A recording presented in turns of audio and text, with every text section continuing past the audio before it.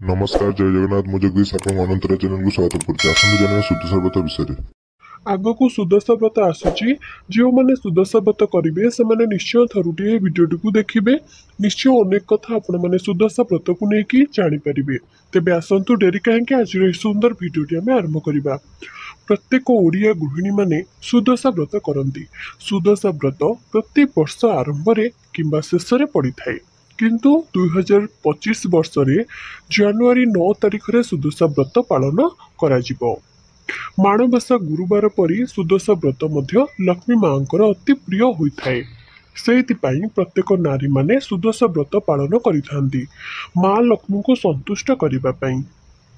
सुदशा व्रत केही केही घरे एवं लक्ष्मी मंदिर रे मध्य केही केही पालन करिथांती बा व्रत करंती। मंदिर रे जो माने व्रत करंती से माने घरे मध्य लक्ष्मीकर मंदिर रु आसीबा परे विशेष भाव पुणी थरे पूजा करिथांती। माँ लक्ष्मी को 10 संख्याटी भारी पसंद से माँकर पूजारे 10टी संख्यार सब जिनिस रखा जाए पूजा होता है जमीक 10टी फूल 10टी फल 10 पुर दिया मंडा पिठा 10टी फलमूल मिसिकी पणा व्रतरे 10टी गंठी 10टी बेलपत्र 10टी दुब एवं 10टी हलदी गुड़ा 10टी गुआ एमती सब 10 अंक थिबा प्रत्येक जिनिस रखिकी माँ पाखरे सुदशा व्रत करा जाए। सुदशा बा शुभ दिन पड़ाई बा आमर घरर मंगल पाई एही सुदशा व्रत करा जाए। सुदशा व्रत रे माँकर पितल मूर्ति को पूजा करिपारिबे किंबा उभय लक्ष्मी नारायण पितल मूर्ति को रखी प्रतिमा को रखी आपण माने पूजा करिपारिबे। डेरी कहीं एपर्यंत जो मैंने कमेंट रे जय माँ लक्ष्मी लिखी ना से मैंने निश्चय जय माँ लक्ष्मी लिखु आ भिडियोटी भल लगुले निश्चय लाइक करूँ। माँ मूर्ति को पूजा कले गुआ निश्चय पूजा हेबे। जहाँ घरे सुदशा व्रत रे 10टी गुआ पूजा हेबार नियम अच्छी से माने 10टी गुआ माँ पाखरे रखिकी पूजा करिवे। जहाँ घरे 10टी गुआ सुदशा व्रत पूजा हेबार किसी भी नीति नियम नाही से माने 2टी गुआ निश्चय पूजा करिवे। 2टी गुआ लक्ष्मी नारायण नाम रे पूजा निश्चय हेबे। लक्ष्मी नारायण किंबा केवल माँ लक्ष्मी प्रतिमा को तले रखिकी पूजा करा जाए नाही। खटुली रे माँ को किंबा लक्ष्मी नारायण को रखिकी व्रत करा जाए पूजा करा जाए। गुआ को आपण माने पीढ़ा ऊपर रखिकी पूजा करबा उचित।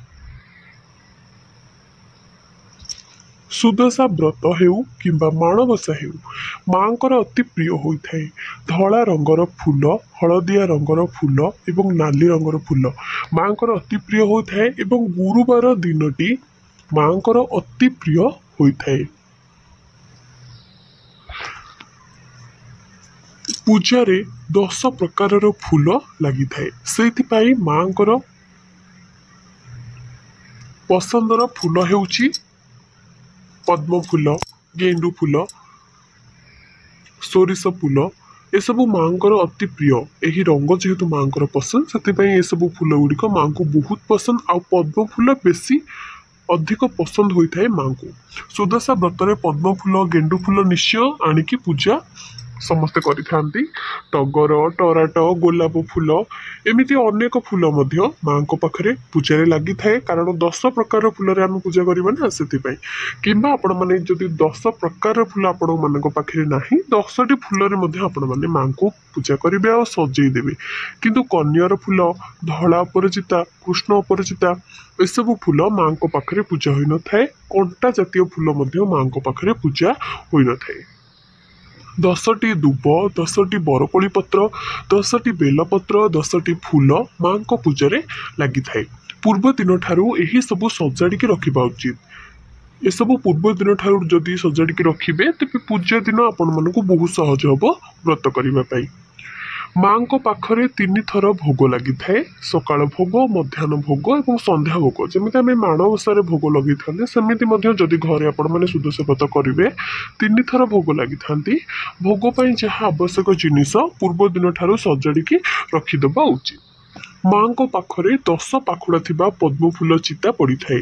माणबसा समस्ते बासी चिता अर्थात पूर्व दिन ठारू अरुआ चाउल बाटिकी चिता राति पकई दियंती ता पर दिन गुरुवार रे माणबसा होइथांती। କିନ୍ତୁ ପୂଜା ଘରେ ତ ସଜ ଚିତା ହିଁ ପଡ଼େ କି ସେମିତି ଆମେ ଯେତେବେଳେ ସୁଦଶା ବ୍ରତ କରିବା ସୁଦଶା ବ୍ରତରେ ବାସିର ଚିତା କେବେ ପଡ଼ିବନି। ଆପଣମାନେ ପାହାନ୍ତାରୁ କିମ୍ବା ରାତି 3ଟା 4ଟାରୁ ଆପଣମାନେ ଚିତା ପକେଇଦେବେ। ସଜ ଚିତା ହିଁ ପୂଜା ହେବେ।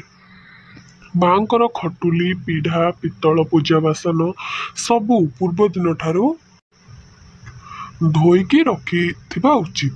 ପୂଜାକୁ ସହଜ କରିବା ପାଇଁ ପୂର୍ବରୁ ସବୁ ଯୋଗାଡ଼ିକି ରଖିବା ଉଚିତ। ବ୍ରତ ଦିନ କଳା ରଙ୍ଗର ଶାଢ଼ୀ ଚୁଡ଼ି ଟିକିଲି ଇତ୍ୟାଦି ଏସବୁ ପିନ୍ଧିବା ଉଚିତ ନୁହେଁ। ମାଙ୍କୁ ଧଳା ହଳଦିଆ ରଙ୍ଗର ଅଧିକ ଏଇସବୁ ରଙ୍ଗ ପସନ୍ଦ ହୋଇଥାଏ। ବ୍ରତ କରୁଥିବା ପ୍ରତ୍ୟେକ ନାରୀମାନଙ୍କୁ ଧଳା କିମ୍ବା ହଳଦିଆ ଶାଢ଼ୀ ସୂତା ଶାଢ଼ୀ ଯେଉଁ କଟନ ଶାଢ଼ୀ ଆସୁଛି ଆପଣମାନେ ପିନ୍ଧିପାରିବେ। ଯେଉଁଥିରେ ନାଲି ରଙ୍ଗର ଫୁଲ କିମ୍ବା ପାଢ଼ୀ ରହିଥିବ ସେଇ ଲୁଗା ପିନ୍ଧିବେ। ଖାଲି ପ୍ଲେନ୍ ହଳଦିଆ ହେଲା ଧଳା ହେଲା ଏସବୁ ପିନ୍ଧିବା ଉଚିତ ନୁହେଁ। କିମ୍ବା ନାଲି ରଙ୍ଗର ଶାଢ଼ୀ ମଧ୍ୟ ଆପଣମାନେ ଚାହିଁଲେ ପିନ୍ଧିପାରିବେ। ହାଲକା ରଙ୍ଗର ଯେମିତି ହାଲକା ପିଙ୍କ କଲର ପିନ୍ଧିପାରିବେ, କିନ୍ତୁ ଅତି ଗାଢ଼ା ରଙ୍ଗ ଏସବୁ ମାଙ୍କର ପସନ୍ଦ ନୁହେଁ। କଳା ରଙ୍ଗ କୃଷ୍ଣ କଲର ଅତି ଗାଢ଼ା ରଙ୍ଗ ଏସବୁ ରଙ୍ଗର ଶାଢ଼ୀ ପିନ୍ଧିବେ ନାହିଁ। ଏସବୁ ଭଲ ନୁହେଁ। ସୁଦଶା ବ୍ରତରେ ଆମିଷ ପିତା କଷା ପିଆଜ ରସୁଣ ଛତୁ ମସୁର ଡାଲି ବାସି ଖାଦ୍ୟ ଏସବୁ ଖାଇବା ଉଚିତ ନୁହେଁ। ଏବଂ ଅନ୍ୟ ଘରେ ମଧ୍ୟ ସେହିଦିନ ବ୍ରତରେ କାହା ଘରେ ଖାଇବା ମଧ୍ୟ ଉଚିତ ନୁହେଁ। ଅର୍ଥାତ୍ ଅନ୍ୟ ପାଗରେ ରୋଷେଇ ହୋଇଥିବା ଖାଦ୍ୟ ସେଦିନ ଖାଇବା ଉଚିତ ନୁହେଁ। ଖାଇବା ପିଇବାକୁ ନିୟନ୍ତ୍ରଣ କରିବା ସହିତ ମନକୁ ମଧ୍ୟ ସେଦିନ ନିୟନ୍ତ୍ରଣରେ ରଖିବା ଉଚିତ। କାହାକୁ ବ୍ରତରେ ଗାଳି ଦେବା ଅପମାନ କରିବା କାହା ପ୍ରତି ଖରାପ ଭାବନା ଆଣିବା ମିଛ କହିବା ଏସବୁ ଉଚିତ ନୁହେଁ। ଆମେ ଖାଇବା ପିଇବା ସହିତ ମଧ୍ୟ ଆମେ ଆମ ମନକୁ କେମିତି ନିୟନ୍ତ୍ରଣ ରଖିବା ସେସବୁ ମଧ୍ୟ ବ୍ରତ ଦିନରେ ପାଳନ କରିବା ଉଚିତ। ନାରୀମାନେ ବ୍ରତ ଦିନ ଶରୀରରୁ ଅଳଙ୍କାର ଉତାରିବା କିମ୍ବା ଚୁଡ଼ି ଉତାରିବା ମଧ୍ୟ ଉଚିତ ନୁହେଁ।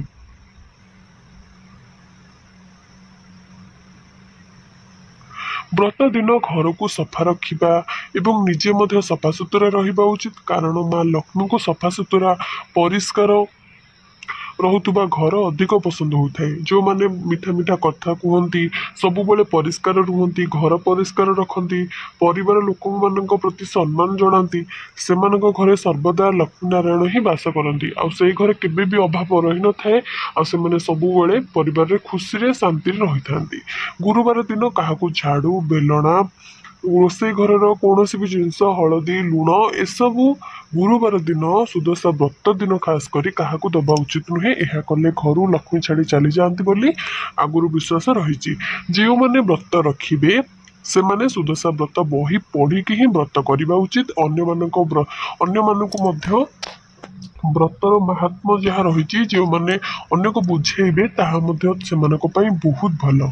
ମା ଲକ୍ଷ୍ମୀଙ୍କୁ ହଳଦୀ ପାଣି କ୍ଷୀର ବାସ ଜଳ କିମ୍ବା ପଞ୍ଚାମୃତରେ ସ୍ନାନ କରେଇଦେବା ଉଚିତ। ଗୁଆକୁ ମଧ୍ୟ ହଳଦୀ ପାଣିରେ ବୁଡ଼େଇବା ସ୍ନାନ କରେଇଦେବା ଉଚିତ। ବ୍ରତକୁ ମାଙ୍କ ପାଖରେ ପୂଜା କରି ସାରିବା ପରେ ମାଙ୍କୁ ଛୁଆଇକି ହଳଦୀ ପାଣିରେ ବ୍ରତକୁ ବୁଡ଼େଇ 10ଟି ଗଣ୍ଠି ପକେଇକି ହାତରେ ସବୁବେଳେ ଧାରଣ କରିବା ଉଚିତ। ବ୍ରତ ସମୟରେ ମାଙ୍କର ଗାୟତ୍ରୀ ମନ୍ତ୍ରକୁ ଉଚ୍ଚାରଣ କରି ପୂଜା କରିବା ଉଚିତ। ଓಂ ମହାଲକ୍ଷ୍ମୀ ଚ ବିଦ୍ମହେ ବିଷ୍ଣୁ ପତ୍ନୀ ଚ ଧୀମହି ତନ୍ନୋ ଲକ୍ଷ୍ମୀ ପ୍ରଚୋଦୟାତ୍। ଏହି ମନ୍ତ୍ରଟି ହେଉଛି ମାଙ୍କର ଗାୟତ୍ରୀ ମନ୍ତ୍ର ଏବଂ ପ୍ରତ୍ୟେକ ନାରୀମାନଙ୍କୁ ଯେଉଁମାନେ ବ୍ରତ ରଖିବେ କିମ୍ବା ମାଣବସାରେ ମଧ୍ୟ ଏଇ ମାଙ୍କର ଗାୟତ୍ରୀ ମନ୍ତ୍ରକୁ ଉଚ୍ଚାରଣ କରିକି ବ୍ରତ ରଖାଯାଏ ଏବଂ ମନ୍ତ୍ର ଉଚ୍ଚାରଣ କରିବା ମଧ୍ୟ ଭଲ। ସବୁଠାରୁ ବଡ଼ ଯଦି ଆପଣମାନେ ମନ ନ ରଖିପାରୁଛନ୍ତି ତାହେଲେ ଆପଣମାନେ ଦେଖିକି ମଧ୍ୟ ଲେଖି ଦିଅନ୍ତୁ। ଲେଖିକି ମଧ୍ୟ ଆପଣମାନେ ନିଜେ ଦେଖିକି ମଧ୍ୟ ପଢ଼ିପାରିବେ ମାଙ୍କର ମନ୍ତ୍ରକୁ। ସବୁଠାରୁ ବଡ଼ କଥା ହେଉଛି ପୂଜା କରିସାରିବା ପରେ ମାଙ୍କ ପାଖରେ କ୍ଷମା ପ୍ରାର୍ଥନା କରିବା ଉଚିତ। ହେ ମା ପୂଜା କେମିତି କରାଯାଏ ମୁଁ ଜାଣିନାହିଁ। ପୂଜାର ନୀତି ନିୟମ ବିଷୟରେ ମଧ୍ୟ ମୁଁ ଜାଣିନାହିଁ। ମନ୍ତ୍ର ମଧ୍ୟ ମୁଁ ମନେ ରଖିପାରୁନାହିଁ। ଯେତିକି ଜାଣିଛି ସେମିତି ହିଁ ପୂଜା କରିଛି। ମୋର ଦୋଷକୁ କ୍ଷମା କର ମା। ମୋତେ ଆଶୀର୍ବାଦ କର। ମୋର ପୂଜାକୁ ଗ୍ରହଣ କର ମା। ମୋର ଯଦି କିଛି ଭୁଲ ହୋଇଯାଇଛି ପୂଜାରେ ତାହେଲେ ମୋତେ କ୍ଷମା କରିଦିଅ।